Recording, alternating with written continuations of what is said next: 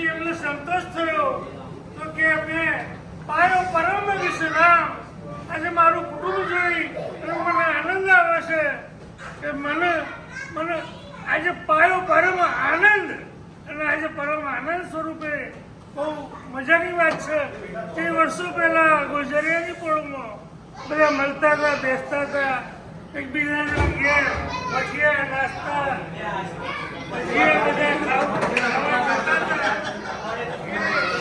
દિવસો જતા રહ્યા. અત્યારે બી આ રીતે દર વર્ષે ભેગા થઈએ, મળીએ, હલીએ અને આનંદ કરીએ, જમીએ. આ બહુ સારી વાત છે. આજે નવું 2081નું વર્ષ બેઠું છે.